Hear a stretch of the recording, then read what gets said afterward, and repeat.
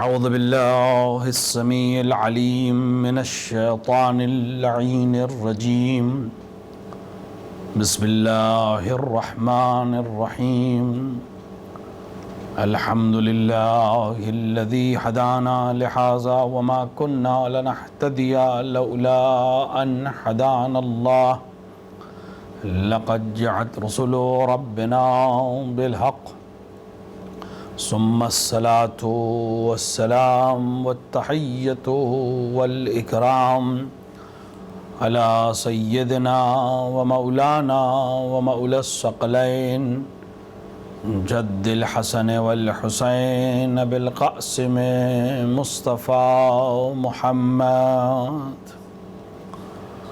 وعلى آله الطيبين الطاهرين المعصومين المنتخبين المظلومين لا سيما ابن عمه غالب على كل غالب مولانا علي بن أبي طالب وعلى صاحب الدعوات النبوية والصولة الحيدرية والعصمة الفاطمية والحلم الحسنية والشجاعة الحسينية والإبادة السجادية والمعاصر الباقرية والآثار الجعفرية والعلوم الكاظمية والحجج الرضوية والجود التقوية والنقاوة النقوية والحيبة العسكرية والغيبة الإلهية صاحب العصر والزمان إمام الإنس والجان الحجة القائم المنتظر المهدي ولعنة الله على أعدائهم أجمعين من يوم ظلمهم إلى قيام يوم الدين وبعد يوم الدين أما بعد فقد قال رسول الله صلى الله عليه وآله إنا لقتل الحسين حرارة في قلوب المؤمنين لا تبردوا عبدا صلوات پر محمد وآل محمد. ارباب اعزاء، رسول اکرم صلی اللہ علیہ وآلہ کی مشہور حدیث جس میں آپ نے ارشاد فرمایا کہ قتل حسین سے بے شک مومنین کے قلب میں ایک ایسی حرارت پیدا ہوگی جو کبھی سرد نہیں ہوگی. اس حدیث مبارکہ کے ذیل میں کچھ باتیں آپ کے سامنے کل ابتداءً عرض کی گئیں اور بات یہاں تک پہنچی کہ معرفت امام سے اہم کوئی اور چیز نہیں ہے. خداوند عالم نے ہم کو کیوں خلق کیا؟ تاکہ ہم اسے پہچان سکیں. اور اگر ہمارا تخلیق کا مقصد اس رب کو پہچاننا ہے، اس خالق کو پہچاننا ہے، تو ہمارے لیے ضروری ہے کہ ہم اس امام کو پہچانیں کہ جس کے ذریعے سے خدا پہچانا جائے گا. اگر بغیر امام کے ہم خدا کو پہچاننے کی کوشش کریں گے تو سب مل جائے گا، خدا نہیں ملے گا. اور اس کے بہت محکم دلائل ہیں جو انشاءاللہ آپ کے سامنے جیسے جیسے موقع رہے گا پیش کیے جاتے رہیں گے. ایک بہت اہمیت صرف اس بات کی ہے، بہت سے لوگ یہ سوال کرتے ہیں کہ آخر کیا ضرورت ہے معرفت امام پر بحث کرنے کی؟ کچھ باتیں کل عرض کی گئی تھیں. معرفت امام کیا اتنا اہم ہے؟ یہ موضوع یعنی کیا اتنا اہم ہے کہ اس کے اوپر مسلسل مجلسیں پڑھتی جائیں؟ کتنے ذاکرین، کتنے خطباء، کتنے ممبر پہ جانے والے، کتنے شعراء، کتنی کتاب لکھنے والے اس موضوع پر مسلسل یا بیان کر رہے ہیں یا قلم لکھ سے کچھ کر رہے ہیں یا اشعار لکھ رہے ہیں. کیا یہ موضوع کچھ زیادہ بیان نہیں ہو گیا؟ کیا واقعاً یہ موضوع اس لائق ہے کہ اس کے اوپر اشرے پڑھے جائیں یا خمسے پڑھے جائیں؟ تو حق یہ ہے کہ یہ موضوع اتنی اہمیت رکھتا ہے کہ ایک اشرہ نہیں، دو اشرے نہیں، تین اشرے نہیں، بلکہ پوری عمر جو ہم گزار رہے ہیں یہ پوری عمر اس بات پہ صرف ہو جانی چاہیے کہ معرفت امام ہمیں حاصل ہو. یعنی ہمارا ہر قدم معرفت امام کے ساتھ ہو. خداوند عالم نے اگر ہمیں خلق کیا ہے اپنی معرفت کے لیے، تو پھر ہماری زندگی کا ہر قدم اس کی معرفت کے لیے ہونا چاہیے، اور اس کی معرفت بغیر امام کی معرفت کے ممکن نہیں ہے۔ ہم روزمرہ کی زندگی میں جو کچھ کرتے ہیں یہ سب تعلق رکھنا چاہیے اس کو خدا کی معرفت پہ۔ کیوں ہمیں حکم دیا جا رہا ہے کہ ہم کھانے سے پہلے بسم اللہ الرحمن الرحیم کہیں؟ کھانا جب چن دیا گیا، دسترخوان پہ چن دیا گیا کھانا، تو کیوں تاکید ہوئی ہے کہ بسم اللہ الرحمن الرحیم کہہ کے شروع کرو؟ بلکہ بعض روایات میں ہے ایک شخص امام جعفر صادق علیہ السلام کی خدمت میں حاضر ہوا اور اس نے عرض کیا کہ ابن رسول اللہ، میں جب کھانا کھاتا ہوں تو مجھے درد ہوتا ہے، میرے شکم میں درد ہوتا ہے۔ امام نے فرمایا تم بسم اللہ نہیں کہتے ہوگے؟ تو اس نے کہا ابن رسول اللہ میں بسم اللہ کہتا ہوں۔ تو امام نے فرمایا کہ تو پھر جتنی انواع غذا کی ہوں سب کے پہلے لقمے سے پہلے بسم اللہ کہا کرو۔ ممکن ہے ہماری اور آپ کی جو روزمرہ اللہ کا شکر ہے اور اس کی حمد ہے اور رزق دینے والا ہے، ائمہ علیہ السلام کے صدقے میں دسترخوان پہ کئی نعمتیں رکھی ہوں، سجی ہوں، تو ہماری ذمہ داری امام کی اس حدیث، البتہ یہ بہت اس پہ علماء کو میں بہت بحث ہے کہ یہ موضوعی حدیث ہے، یعنی خاص فرد کے لیے امام نے فرمایا ہے، سب کے لیے۔ بہرحال کوئی حرج نہیں ہے اس پہ کرنے میں، اس پر عمل کرنے میں کوئی حرج نہیں ہے کہ انسان بسم اللہ کہتا ہے ابتدا میں۔ اگر مختلف قسم کے کھانے تو ہر قسم کے کھانے کی جب ابتدا کرے تو بسم اللہ الرحمن الرحیم کرے۔ بحث یہاں پر یہ کہ کیوں بسم اللہ الرحمن الرحیم کہے؟ یاد دلانے کے لیے ہمیں کہ یہ رزق اس نے دیا ہے، اس کی وجہ سے یہ رزق ہمارے پاس آیا ہے، ہمارے حق، ہماری تخلیق اس کی معرفت کے لیے ہوئی ہے۔ تو ایسا نہ ہو کہ ہم جب کھانا کھانے بیٹھے تو اسے بھول جائیں۔ یہ صرف ایک مثال میں دے رہا ہوں، ہماری زندگی کا ہر عمل اسی طرح ہونا چاہیے۔ بچہ اسکول جا رہا ہے، کیوں جا رہا ہے؟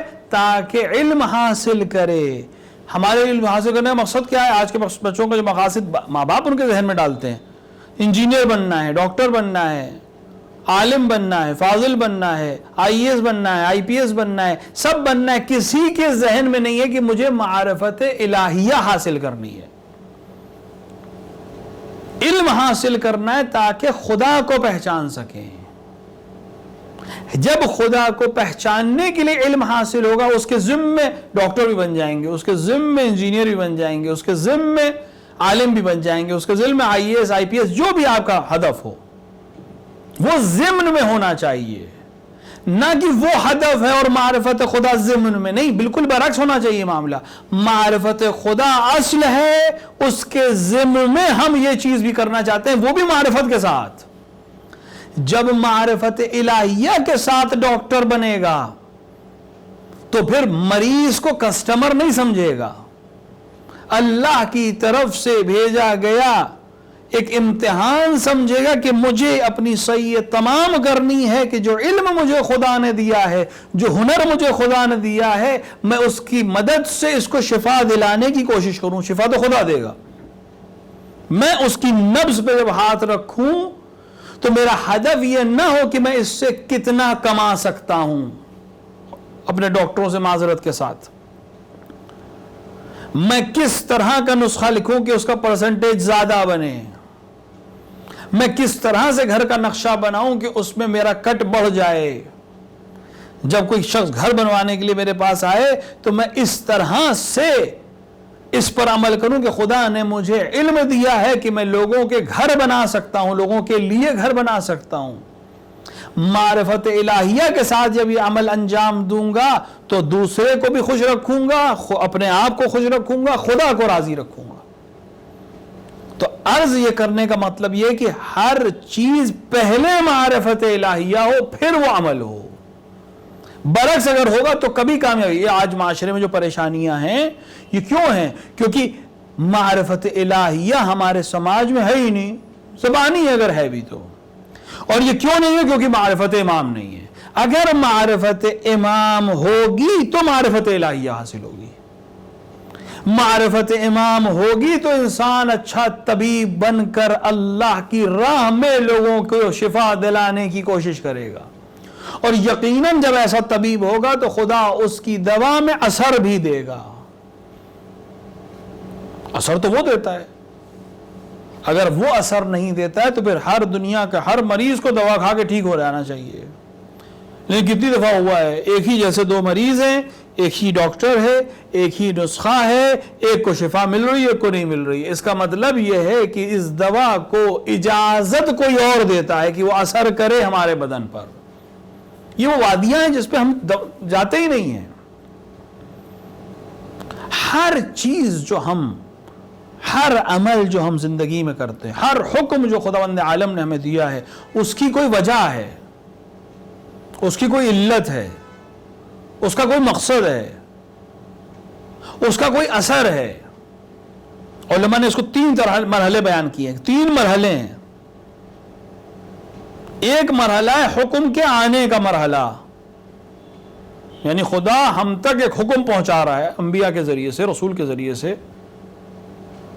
ایک مرحلہ ہے ہمارا اس حکم پر عمل کرنے کا, اور تیسرا مرحلہ ہے اس حکم پر عمل کرنے کے نتیجے میں جو ہمیں حاصل ہوگا. یہ 3 مرحلے ہیں. ہر حکم اس 3 مرحلے سے خالی نہیں ہے. ایک حکم خدا دے رہا ہے نماز پڑھو, یہ حکم ہے اللہ کی طرف سے, نبی نے بیان کیا, قرآن میں ذکر ہوا. ہمارا عمل ہے اس نماز کو قائم کرنا. اب اس نماز کو پڑھنے کے نتیجے میں, حکم الہیہ کو ماننے کے نتیجے میں جو جزا ملے گی وہ تیسرا مرحلہ ہے. اس میں سے 2 مرحلے ایسے جس میں ہمارا اختیار نہیں ہے, ہم اس میں بالکل دخل نہیں رکھتے.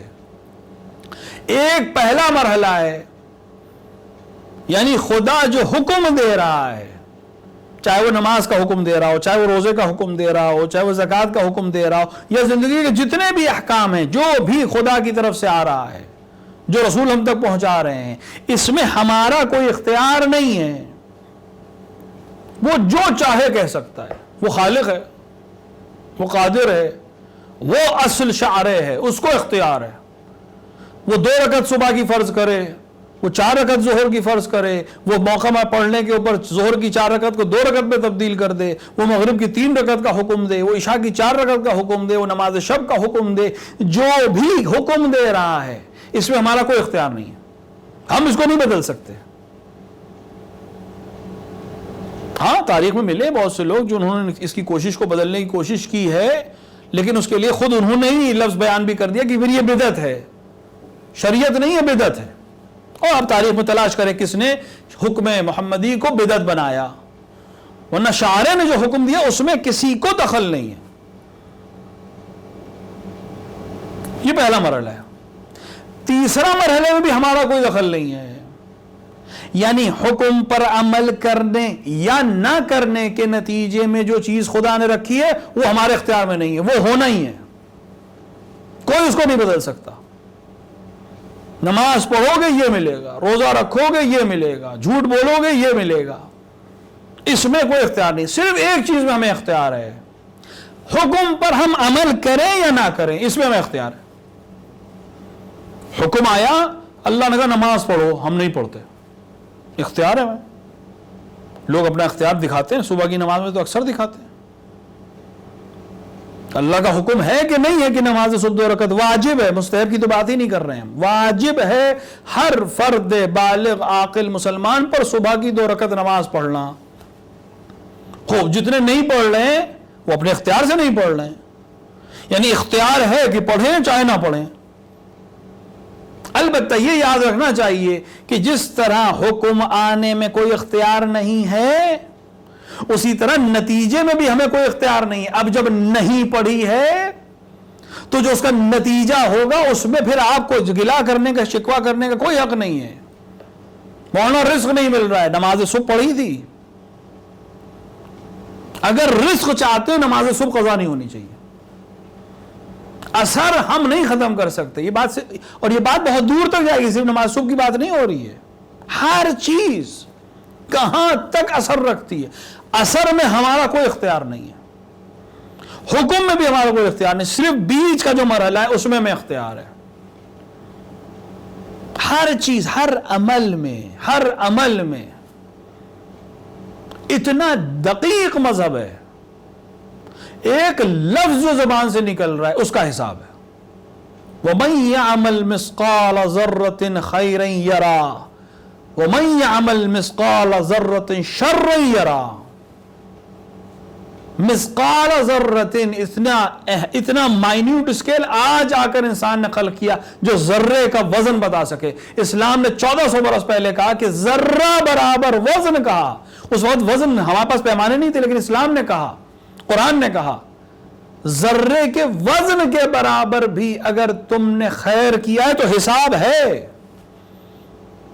حساب ہے کیا مطلب ہے؟ یعنی اس کا اثر ہے، یہاں بھی ہوگا وہاں بھی ہوگا، کچھ کا یہاں کچھ کا وہاں، کچھ کا دونوں جگہ. جب اثر ہے تو پھر اپنی زندگی میں ہمیں ہر چیز کو دیکھنا پڑے گا. ایک ایک جملے کا اثر ہے. جملہ زبان سے نکالیں یا نہ نکالیں یہ ہمارے اختیار ہے، لیکن نکلنے کے بعد اس کے اثر کو روکنے کا اختیار ہمارے پاس نہیں ہے. البتہ ایک بہت پوری بحث ہے کہ توبہ ہے اور باب توبہ ہے اور باب مغفرت ہے اور رضا ہے اور بہت سے مسائل، لیکن اثر رہے گا. ہاں کم اور زیادہ ہم کریں پھر اس کو خدا کی رحمت ہے یہ، لیکن اگر کوئی عمل کیا تو اس کا اثر رہے گا.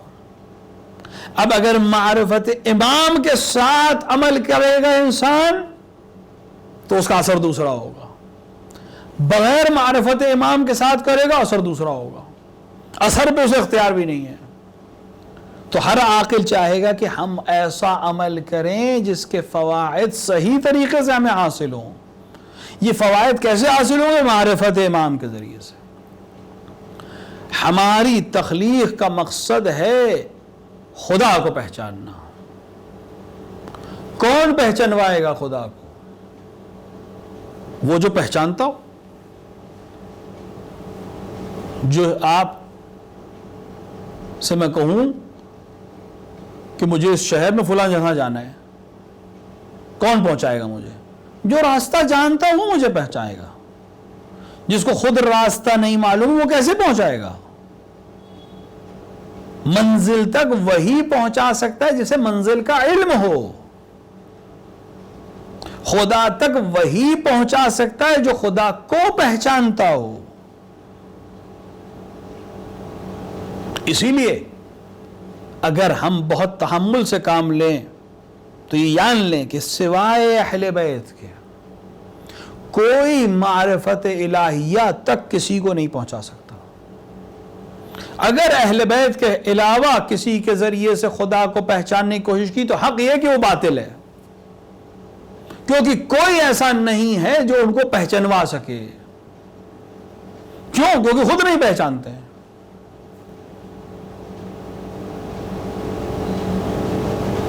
معرفت الہیہ وہ کرا سکتا ہے جو خود پہچانتا ہو. ہمیں بھی پہچانتا ہو، اسے بھی پہچانتا ہو. ہمیں بھی جانتا ہو کہ ہمارے اندر کیا کیلیبر ہے، اسے بھی جانتا ہو کہ وہ کیا ذات ہے. ہماری وسعت کو بھی جانتا ہو کہ ہم کہاں تک ساتھ دے پائیں گے، اس کو بھی صحیح سے جانتا ہو کہ کس طرح ہمیں سمجھا سکتا ہے. مثال دوں میں آپ کو، دیکھیں خداوند عالم کی معرفت کے 2 مرحلے ہیں. ایک مرحلہ ہے اس کی ذات کا مرحلہ، اور یہ وہ مرحلہ جہاں منع کیا گیا کہ اس میں بالکل فکر بھی نہیں کرنا. معرفت تو بہت دور کی بات ہے، سوچنا بھی نہیں اس کی ذات کے بارے میں، ورنہ ہلاک ہو جاؤ گے. معصوم کا جملہ ہے، ہلاک ہو جاؤ گے. ذات باری تعالیٰ کے سلسلے میں اگر فکر بھی کی تو ہلاک ہو جاؤ گے. یہاں نہیں جانا ہے. کون کہہ رہا ہے اور کیوں کہہ رہا ہے؟ یہ وہی کہہ سکتا ہے جو جانتا ہو اس کو. مثال دے کے آسان کروں میں، یہ بلب جل رہا ہے یہاں، اس کا پوٹینشیل کتنا ہے؟ مثلا 1000 واٹ کا بلب ہے. کتنا وولٹیج یہ برداشت کر سکتا ہے؟ ہمارے ملکوں میں 220 سے 240 کی یونٹ ہے. 220 یا 240 یا اس سے کم اگر اس کو پوٹینشیل مل رہا ہے تو یہ اپنا نور ہمیں دے گا. لیکن اگر ہم اس کے سرکٹ کو یا اس کے وائر کو باہر جو ہائی پوٹینشیل لائن جا رہی ہے 11,000 واٹ کی، یا 33,000 واٹ کی یا اس سے زیادہ کی جہاں پہ ڈینجر کا سائن لگا ہے، اگر ہم اس سے ٹچ کر دیں تو کیا ہوگا اس بلب کا؟ پھٹ جائے گا. ہر ایک کہے کہ بھائی اس سے مت نزدیک کریے گا، پھٹ جائے گا. یہ کیوں پھٹ جائے گا؟ یہ کیونکہ اس کے اندر پوٹینشیل نہیں ہے 11,000 واٹ کو برداشت کرنے کی. یہ 220 کے لیے بنا ہے. کیوں کہہ رہا ہے کہنے والا؟ کیونکہ وہ اس 220 کی پوٹینشیل کو بھی جانتا ہے اور اس 11,000 واٹ کے انرجی کے اثر کو بھی جانتا ہے. اس لیے کہہ رہا ہے کہ اس کو اس کے نزدیک نہیں لے جانا، یہ اسی وادی میں رہے گا. یعنی اس کی ظرفیت کیا ہے وہ بھی جانتا ہے، اس کی پاور کیا ہے یہ بھی جانتا ہے. اس لیے عالم ہے، رہنمائی کر رہا ہے کہ اس بلب کو اس کے نزدیک نہیں لے جانا. معصوم کہہ رہے ہیں ذات خدا کے بارے میں فکر نہیں کرنا ورنہ ہلاک ہو جاؤ گے، کیونکہ تمہارا ذہن اتنی وسعت نہیں رکھتا کہ خالق کی ذات کو سمجھ سکے. تو اس جملے کا مطلب کیا ہوا؟ ہماری محدودیت کو جانتا ہے بولنے والا اور اس کی لامحدودیت کو بھی جانتا ہے. معصوم نے یہ نہیں کہا کہ ہم فکر نہیں کریں گے، ہم کو حکم دیا تم فکر نہ کرنا. ہم سے منع کیا، ہماری پوٹینشیل کو جانتا ہے. اپنے لیے نہیں کہا کہ ہم فکر نہیں کرتے یا ہم نہیں جانتے یا ہم نہیں پہچانتے. نہیں، ہمیں منع کیا، ہماری ظرفیت کو دیکھ کر منع کیا. تمہاری ظرفیت اس لائق نہیں ہے کہ تم ذات الہیہ کے سلسلے میں فکر کر سکو. ہم کو منع کیا کیونکہ تمہاری پوٹینشیل نہیں ہے. ہم جانتے ہیں کہ تم کتنے محدود ہو، ہم جانتے ہیں وہ کتنا لامحدود ہے. وہ پہچنوا سکتا ہے. وہ لوگ کیا پہچنوائیں گے جنہیں رسول کا ادب نہیں معلوم، جنہیں قرآن کے سورے نہیں یاد ہیں، جنہیں قرآن کی بسم اللہ کے سلسلے میں ابھی تک گمان ہے کہ آیت ہے یا نہیں ہے. وہ کیا خدا تک پہنچائیں گے؟ خدا تک وہ پہنچائے گا جو خود خدا کو پہچانتا ہو. اور شاید یہی وجہ تھی کہ میرے رسول نے فرمایا یا علی خدا کو نہیں پہچانا مگر میں نے یا تم نے. اپنے لیے کہا اور امام کے لیے کہا. اور ہمارے پاس دلائل واضح ہیں کہ اس سے مراد صرف امیر المومنین نہیں ہے بلکہ باقی 11 امام بھی ہیں. انہوں نے خدا کو ویسے جانا ہے جیسے جاننے کا حق ہے، لہذا یہ سب معرفت الہیہ کرا سکتے ہیں. اور یہ ہمیں بھی جانتے ہیں کہ ہماری پوٹینشیل کیا ہے. لہذا خدا نے بشر کی شکل میں بشر کے درمیان بھیجا کہ دیکھنے والے کو اپنے جیسے لگے. ایک سرا بشر سے ملا ہوا ہو کہ بشر جیسے نظر آئے، دوسرا سرا اس لامتناہی خدا سے ملا ہوا ہو کہ جہاں جس کو ضرورت محسوس ہو وہاں یہ ذات موجود ہو. یہ پہچنوا سکتے ہیں. وہ پہچنوا سکتا ہے کہ جس کا یقین اس کمال پر ہو، معرفت اس کمال پر ہو کہ وہ کہتا ہوا نظر آئے کہ اگر تمام پردے ہٹا دیے جائیں تب بھی میرے علم میں اور یقین میں اضافہ نہیں ہوگا. تم مجھے کیا بیان کرنا چاہتے ہو؟ اول سے آخر تک میں جاننے والا ہوں. اس امام کے ذریعے سے معرفت الہیہ حاصل ہوگی. اس لیے معرفت امام ضروری ہے. اور اس معرفت امام کے لیے اس درسگاہ کو حسین ابن علی نے سجایا ہے کہ یہاں آؤ، میرے در پر آؤ اور امام کی معرفت حاصل کرو. جنہیں امام کی معرفت حاصل ہو جائے گی وہ پھر ظواہر میں قید نہیں ہوں گے. پھر وہ یہ نہیں کہتے نظر آئیں گے کہ مکے کو چھوڑ کر کہاں جا رہے ہیں.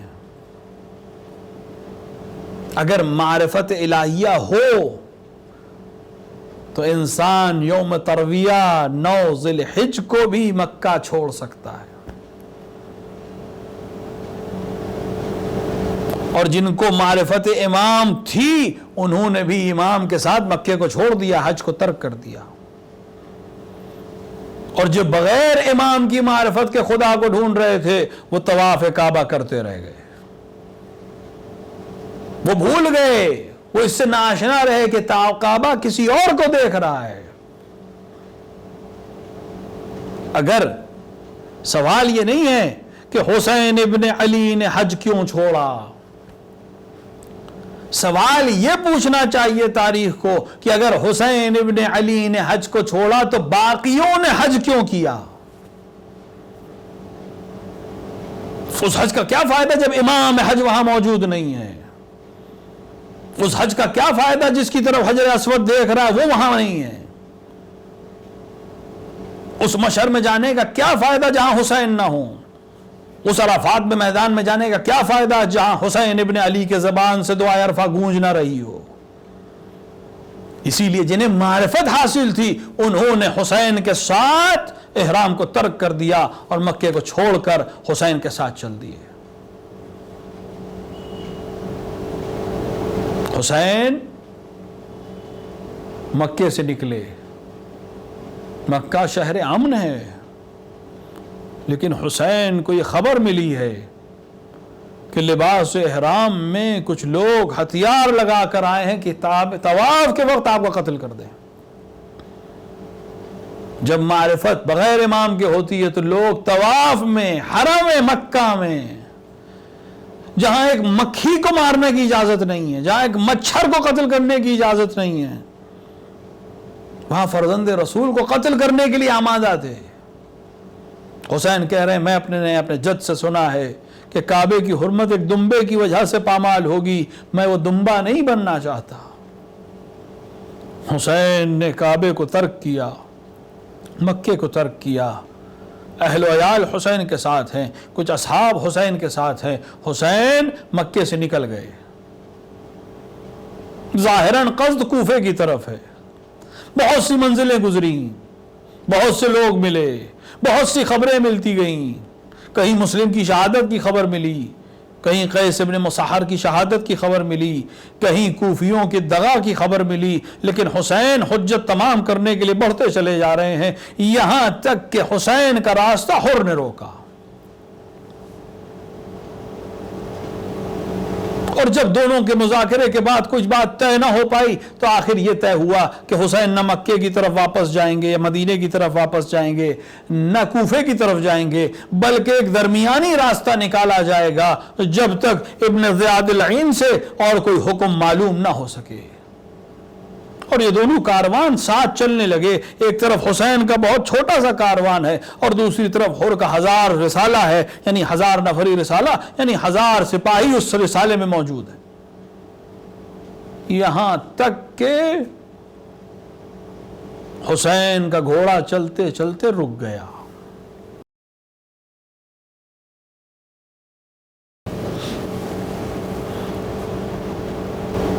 کون سی تاریخ؟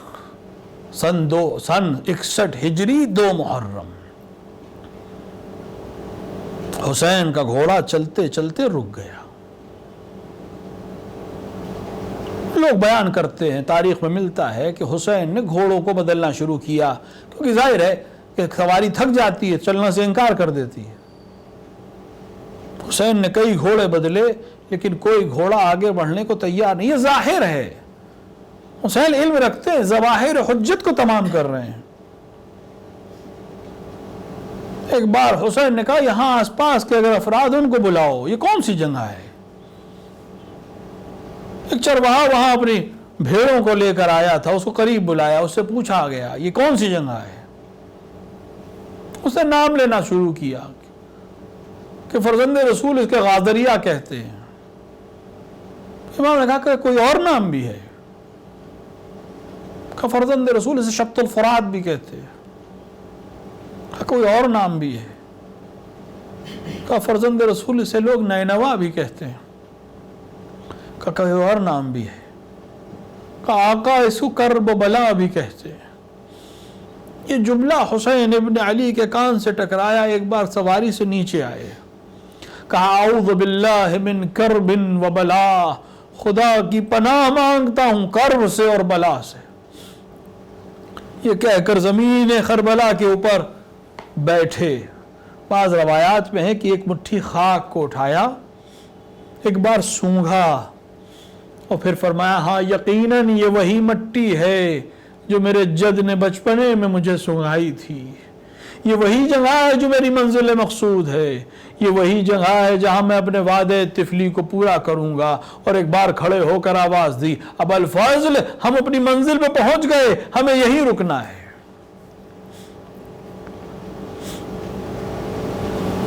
بعض روایات میں ہے، بعض مقاتل میں ہے کہ یہی گفتگو ابھی ہو رہی تھی کہ ایک شخص کوفے کی طرف سے حسین تک پہنچا۔ جو ذہن میں رہے کہ جس وقت حسین کربلا میں پہنچے ہیں حر کا رسالہ بھی ساتھ میں ہے، وہ شخص آیا، اس نے حسین ابن علی کو سلام نہیں کیا، اس نے حر کو سلام کیا۔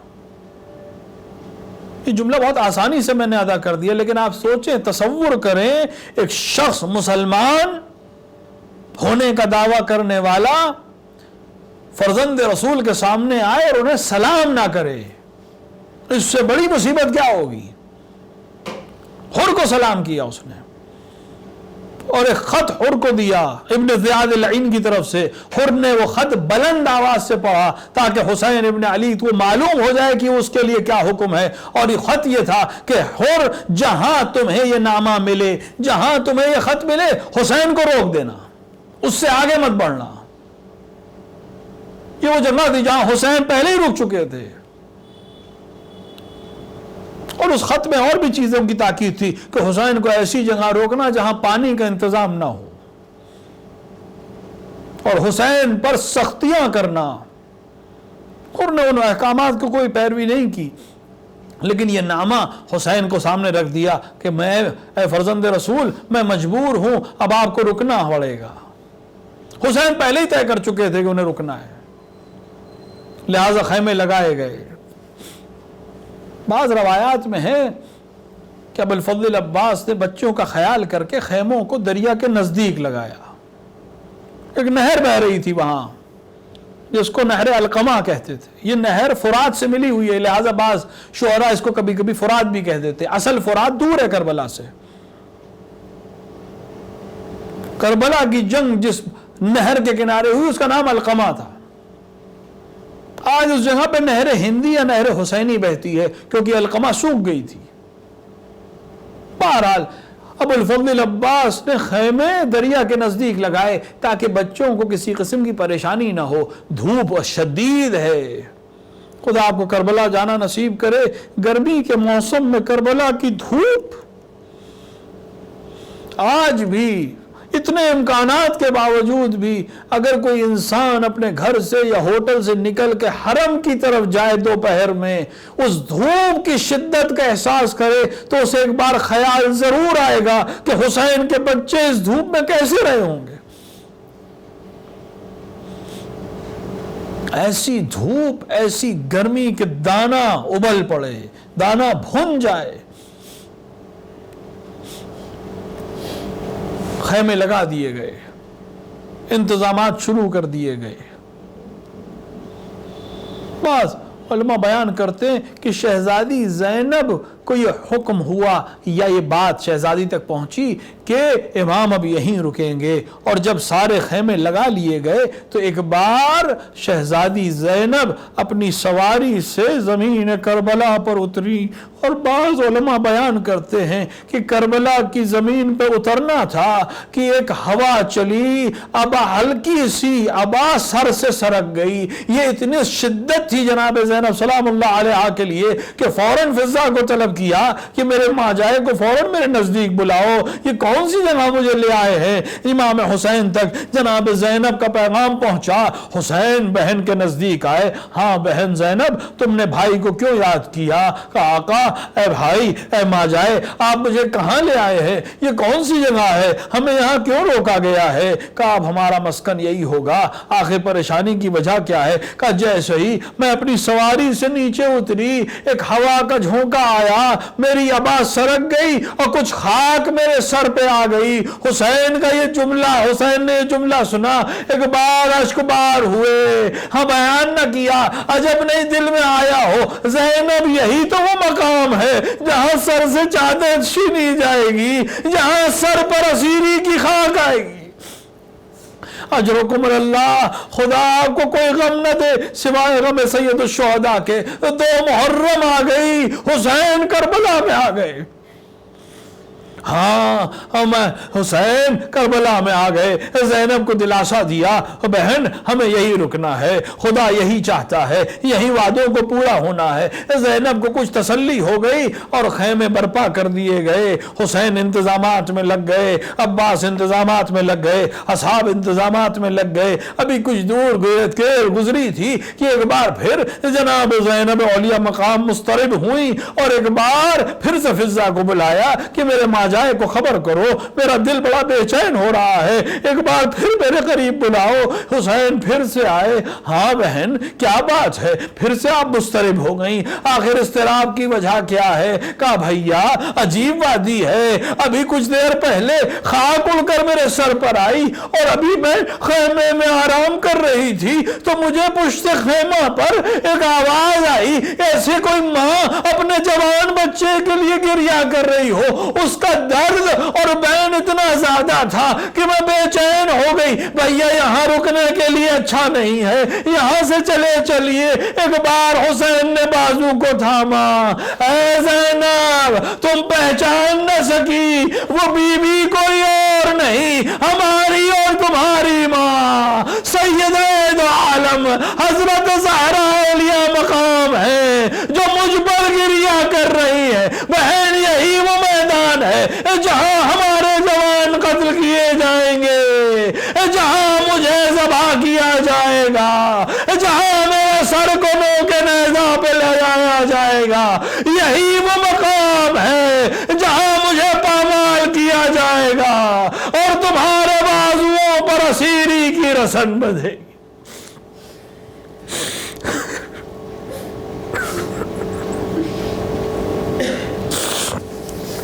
وَسَيَعْلَمُ الَّذِينَ ظَلَمُوا أَيَّ مُنْقَلَبٍ يَنْقَلِبُونَ إِنَّا لِلَّهِ وَإِنَّا إِلَيْهِ رَاجِعُونَ رِضًا بِقَضَائِهِ وَتَسْلِيمًا لِعَمْرِهِ۔ خدایا ہمارے اس مختصر عمل کو قبول فرما، ہمارے درمیان جو حاجت مند ہیں ان کی حاجتوں کو پورا فرما، جو بیمار نے شفاء کاملہ و عاجلہ عطا فرما۔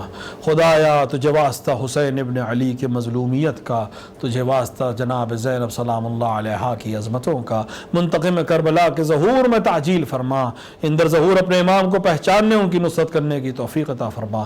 ربنا تقبل منا انک انت السمیع الدعاء۔